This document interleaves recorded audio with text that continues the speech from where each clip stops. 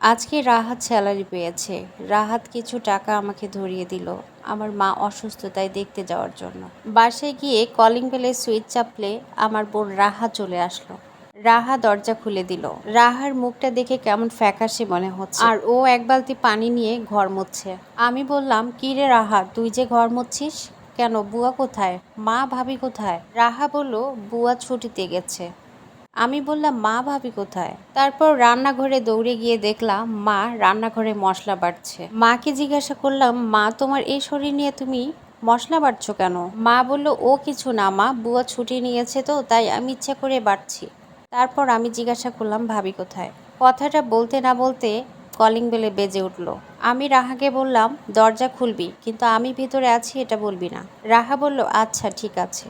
তারপর ভাবি ভিতরে এসে বলল, কি ব্যাপার রাহা, তুমি এখনো ঘর মোছা শেষ করনি?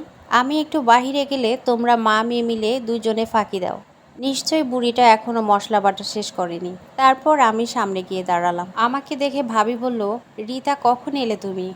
আর তুমি আসবে কই, ফোন দিয়ে জানাওনি তো? আমি বললাম, আমি যদি জানাতাম তাহলে তো এই দৃশ্য দেখতে পারতাম না। কেন ভাবি, তুমি রাহাকে দিয়ে ঘর মোছাচ্ছ কেন? আর মাই বা মশলা বাটছে কেন? মা তো শরীর ভালো না, মায়ের তো কোমরে ব্যথা, মাকে তো আমি দেখতে এলাম। তখন ভাবি একটু কথা ঘোরানোর চেষ্টা করছে, বলছে, না বুয়া আসলে একটু ছুটি নিয়েছে, আর এসব কাজ তো বুয়াই করে। কিন্তু কথাটা আমি মানতে পারলাম না। আমি রাহাতকে কথাগুলো জানাবো। আমি রাহাতকে ফোন দিলাম।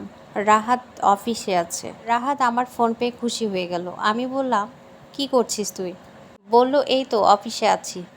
আমি বললাম, তোর সঙ্গে আমার কিছু কথা আছে। রাহাত বলল, বল না এখানে। আমি বললাম, না তুই বাড়িতে আয়, তারপর বলবো। সন্ধ্যার আগে রাহাত বাসায় এলো। রাহাতকে বললাম, বাড়িতে রোহার মাকে দিয়ে যে সব কাজ করা হয় এটা কি তুই জানিস? রাহাত বলল, রোহা মা করবে কেন?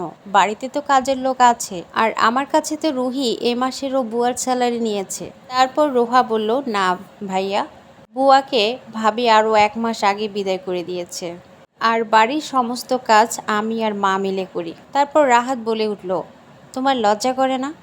তুমি আমার অসুস্থ মাকে দিয়ে আমার পড়ালেখা করা বোনকে দিয়ে কাজ করাও। তুমি চাইলে একটা বুয়ার জায়গায় 2টা রাখতে পারো, কিন্তু তুমি কেন এটা করলে?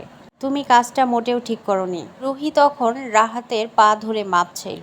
বলল, দেখো, এখন থেকে সমস্ত কাজ আমরা সবাই মিলে ভাগ করে করব। তুমি আমাকে ক্ষমা করে দাও। রাহাত বলল, তুমি ক্ষমা চাইতে হলে আমার মায়ের কাছে গিয়ে যাও। রুহি তখন মায়ের কাছে ক্ষমা চাইল, কিন্তু মা বলল, আমি তো তোমাকে মেয়ের মতোই মনে করি। আমি কখনো তোমাকে আলাদা চোখে দেখিনি। সন্তানের কখনো ভুল হতেই পারে না। আমি তোমাকে অনেক আগেই ক্ষমা করে দিয়েছি। আজকের গল্পটি একটি স্টোরি থেকে নেওয়া। ভিডিওটি ভালো লাগলে অবশ্যই লাইক কমেন্ট শেয়ার করতে ভুলবেন না। দেখা হচ্ছে নেক্সট কোনো ভিডিওতে। সেই পর্যন্ত সবাই ভালো থাকবেন, সুস্থ থাকবেন। আল্লাহ হাফেজ।